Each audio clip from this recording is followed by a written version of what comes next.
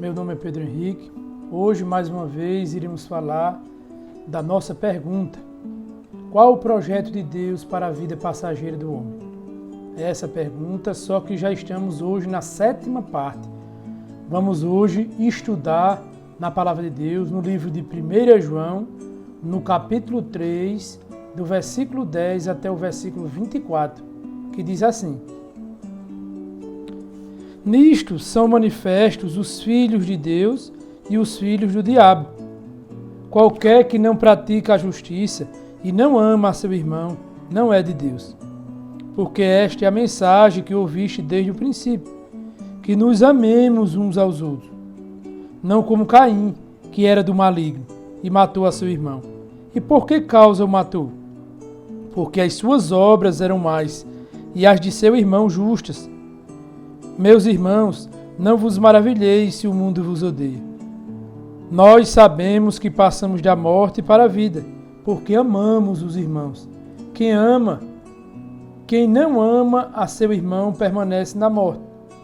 Qualquer que odeia a seu irmão é homicida. E vós sabeis que nenhum homicida tem a vida eterna permanecendo nele.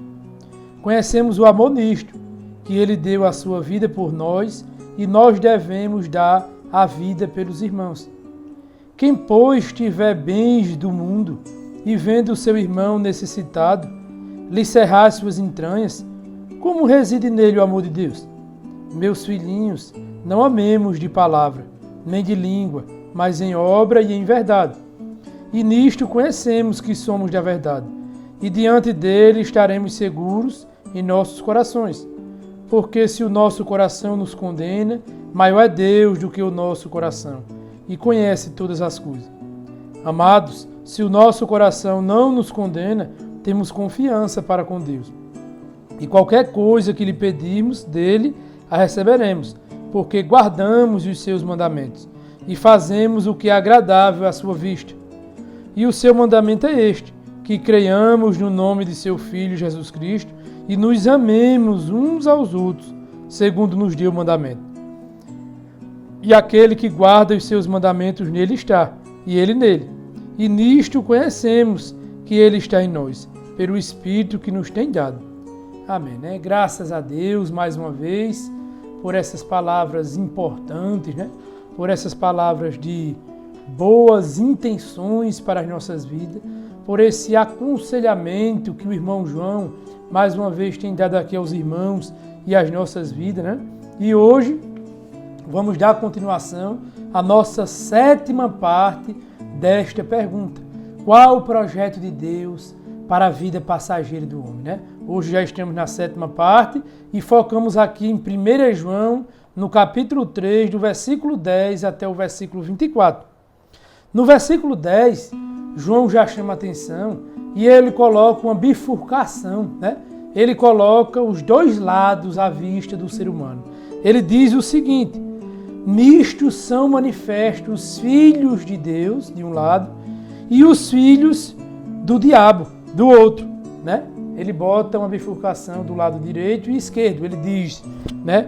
São manifestos os filhos de Deus, tem uma característica, os filhos de Deus têm uma característica, e os filhos do mal, os filhos do diabo também têm outra característica totalmente diferente, que a gente vai descobrir hoje, né? Com o passar, eu creio que nessa 7ª parte já dá para perceber, é visível e percebível as características dos filhos de Deus e as características também dos filhos do mal, ou dos filhos do diabo, ou dos filhos do ego, né? Aí diz o seguinte: qualquer que não pratica a justiça, a verdade, o amor, né? A perseverança nas coisas certas. Quem não persevera naquilo que é certo, né? Quem não pratica a justiça e não ama a seu irmão, e não serve, e não ajuda, e não se coloca no lugar do seu próximo, não é de Deus. É o que diz aqui, né? Quem não tem essas qualificações, quem não tem essas características de justiça e de amor, não é de Deus. É o que João diz aqui.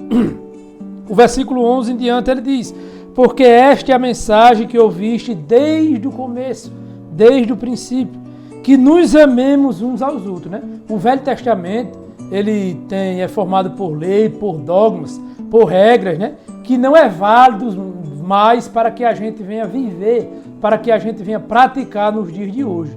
Isso é verdade. Mas desde o Velho Testamento, desde Gênesis, né, até os dias de hoje, a essência do amor de Deus, da justiça e do amor de Deus nunca, né, foi deixada, né? Deus sempre escreveu, Deus sempre deixou à vista, mesmo no Velho Testamento, né? E aqui diz, porque esta é a mensagem que ouviste desde o princípio, que nos amemos uns aos outros. Então, desde o princípio, desde o Velho, né, o convite de Deus é que os homens se amem, é que os homens se sirvam, é que os homens se coloquem um no lugar do outro, é que os homens tenham piedade, misericórdia uns dos outros, verdadeiramente tenha compaixão do outro.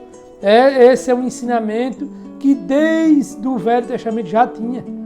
Não tem desculpa para o homem. E agora, na nova aliança, com a vida do Senhor Jesus Cristo, né, que veio completar esse ensinamento, que veio aperfeiçoar, que veio trazer, né, mais clareza para que o homem entendesse, agora é que não vai ter desculpa para a minha vida mais, né, desse assunto. Então diz mais, o versículo 12, ele dá um exemplo, né, de conduta negativa, né, e também convida as nossas vidas a prestar atenção. Ele diz, não como Caim é lá em Gênesis, né, que era do maligno, que era do mal, e matou a seu irmão, né? Ali ele matou fisicamente, mas hoje tem as mortes espirituais também, que para Deus tem a mesma validade, né, da morte física, né? A inveja, o egoísmo, a mentira, né? Querer mal do próximo, né? Querer que o próximo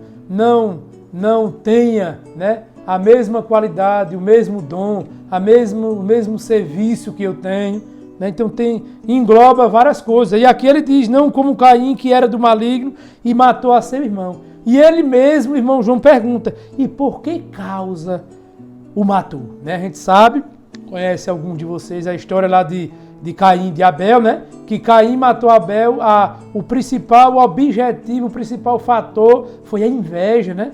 Foi a inveja que Caim teve ali do seu irmão. Porque as suas obras, o seu dia a dia, as suas características, as suas práticas, né, eram más, e as de seu irmão justa. É o que diz aqui. Meus irmãos, não vos maravilheis se o mundo vos odeia. Irmãos, é percebível, né?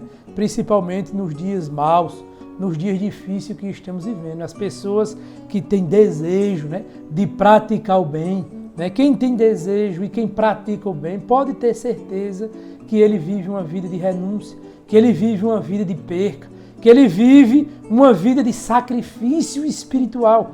E essas pessoas, por mais santas, por mais justas, por mais corretas que elas são, né? Elas são as mais perseguidas, elas são as mais injuriadas, elas são as menos entendidas, elas são as mais apontadas, né? Por esse fator, por essas obras, por essas práticas. E João já fala aqui, né? Nós sabemos, meus irmãos, não vos maravilheis se o mundo vos odeia, mas as pessoas malignas, como Caim aqui, como outros nos dias de hoje, né? São benquistas pelo sistema, são benquistas pelas pessoas deste mundo, são benquistas pela maioria, né? São benquistas pela maioria. E João dá esse conselho maravilhoso aqui mais uma vez para as nossas vidas. Eu não pego isso como uma doutrina, né? Uma regra. Eu não pego isso como um dogma religioso. Eu pego isso como um aconselhamento, né? Mostrando o caminho verdadeiro, mostrando, né, os passos que devemos seguir. Né? João está aqui querendo nos ajudar, querendo servir as nossas vidas. E diz aqui o versículo 14, nós sabemos que passamos da morte para a vida. O religioso de hoje, né, e de sempre, né, ele tem um dizer, ele tem um pensamento, ele fala sempre, eu fiz parte deste meio, eu sei, né? Eu fiz parte desse meio. Uma pessoa que passou da morte para a vida, né? É uma pessoa ali que segue o dogma daquela determinada igreja, as regras daquela determinada religião. né? Que segue ali o ensinamento daquele líder religioso e daquela aglomeração ou religião, né? Pode-se dizer. Então aqui diz diferente. Nós sabemos que passamos da morte para a vida, porque amamos os irmãos.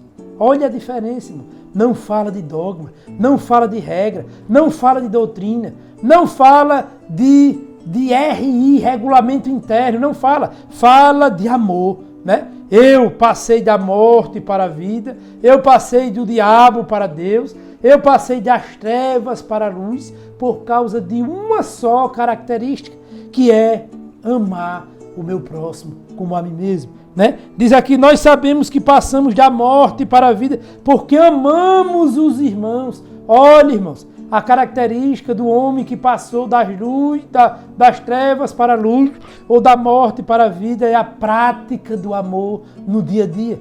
Quem não ama a seu irmão permanece na morte. Então quem não pratica o amor, quem não ama a seu irmão não pode ser salvo. É o que diz a palavra de Deus, é o que diz o apóstolo João, é o que diz este texto e este contexto. Aí diz mais o versículo 15, qualquer que odeia a seu irmão é homicida. Eu disse aqui, né, que ódio no prefixo, na raiz original da palavra, né? O ódio aqui é uma palavra muito forte, o ódio na verdade é ter inveja, desejar o mal, é uma palavra mais superficial, pouca coisa já se odeia, né? É querer ser maior ou melhor do que o outro, né? É mentir, né? Praticar mentira, o dolo para a vida do outro, isso aí já é ódio, faz parte do ódio. Quem não ama seu irmão permanece na morte.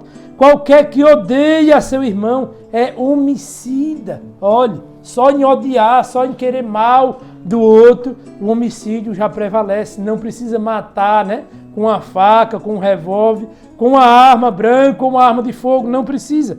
Né? Só em odiar, só em desejar o mal, só de não querer o bem do próximo, já somos homicida. E vós sabeis que nenhum homicida tem a vida eterna permanecendo nele, né? Se um homicida, ele sai do erro dele, né? Ele se arrependeu verdadeiramente do seu interior e o exterior manifesta esse arrependimento, ele tem a misericórdia, recebe a misericórdia, o perdão de Deus e a salvação de Deus. Mas se não, né? Se o espírito, o entendimento de homicida, o entendimento de inveja, de mentira, de ego, né? De soberba, de morte está dentro desse homem e ele pratica esses feitos, né? Ele não vai ter a vida eterna, é o que diz aqui. O versículo 16 já explica mais profundamente. Diz assim, conhecemos o amor nisto. Olha como é que eu conheço uma pessoa, se ama ou se não ama, se tem Deus ou não tem Deus, se é da verdade ou é da mentira, se está na luz ou nas trevas. Não tem outra característica, não tem outra doutrina, não tem outra regra, não tem outro ensinamento. Conhecemos o amor nisto, que ele deu a sua vida por nós e nós devemos dar a vida pelos irmãos, né? Na verdade, desde o nascimento do Senhor Jesus, né? Ele já veio dando a vida por nós. Muita gente pega, né? Dá a vida por a morte lá no Calvário, claro, ali é o final da vida, né? É a conclusão da vida material, mas desde o nascimento, né, na sua humildade, na sua simplicidade, no seu serviço, na sua forma de educação, de tratar as pessoas, de agir com o próximo, né? Ele já estava dando a vida ali 24 horas, do seu nascimento até o Calvário, a caveira, ali o final da sua morte física, né? Porque a morte espiritual, o Senhor Jesus já vinha já vinha lutando com o seu interior para praticar esse feito, né? E como diz aqui, conhecemos o amor nisto, que ele deu a sua vida por nós e nós devemos dar a vida pelos irmãos. E nos dias de hoje, irmão, pessoas, né, que estão dando a vida, se colocando, servindo ao outro verdadeiramente, sem interesse, sem olhar a posição, sem olhar a classe social, sem olhar a cor, sem ter interesse de forma alguma para com a vida do outro, está muito difícil de ver essas pessoas. Mas tem ainda algumas poucas pessoas na Terra, né, que estão lutando, estão vivendo este caráter, esta característica, né? Então, que característica, irmão? Dando a vida por amor do próximo, né, como Jesus fez. Aí diz mais, ele cita aqui um exemplo de dar vida. Quem, pois, tiver bens do mundo, né? Um carro, uma casa, uma terra, um apartamento, né? Uma roupa, uma moto, isso são os bens do mundo. É os bens aqui que a gente vê, né? Quem, pois, tiver bens do mundo, alguma dessas coisas, e vendo seu irmão necessitado, né?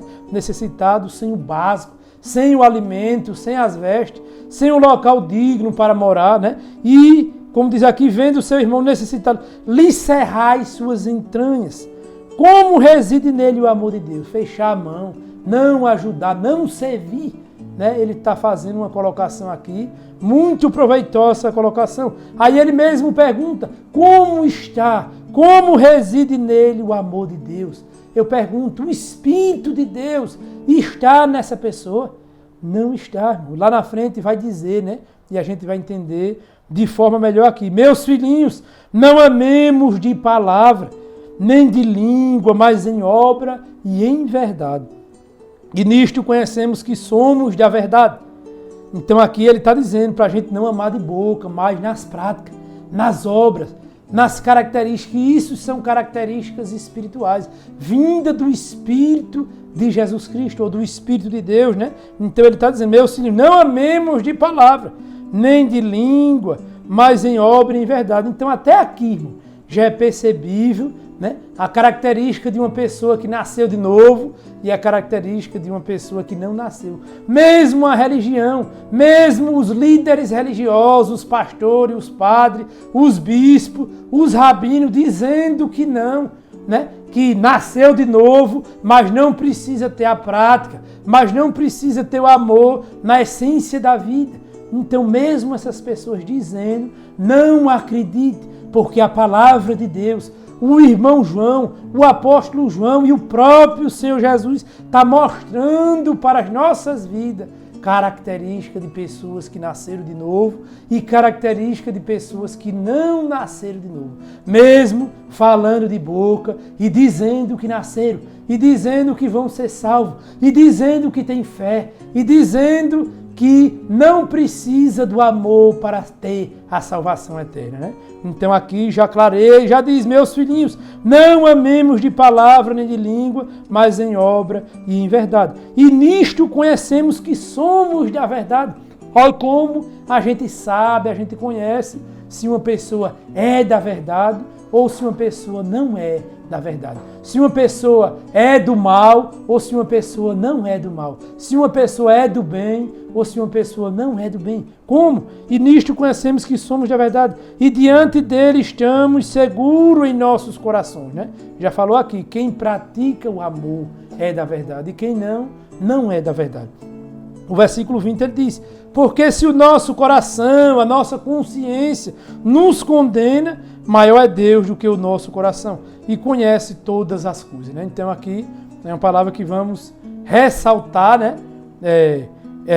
Falando sobre a consciência do homem, né? Se a sua consciência está lhe acusando, né, daquilo que é errado, daquilo que não é certo, não faça, deixe de praticar, né? Mas se a sua consciência acha, né, se você não tem o Novo Testamento, não tem a leitura da palavra, né, acha que é certo, faça. Mas aqui, né, através dessa leitura já é percebível o que é certo e o que é errado. A sua consciência, quando você conhece a verdade, né, ela vai lhe mostrar, ela vai fazer um check-up, né? A sua consciência vai fazer uma peneira. Quando você conhece a palavra de Deus, tem uma direção. Quando você não conhece, tem outra direção, né? E aqui diz, porque se o nosso coração, o nosso interior, a nossa consciência nos condena, maior é Deus do que o nosso coração e conhece todas as coisas, né? Amados, se o nosso coração não nos condena, temos confiança para com Deus. É isso aí.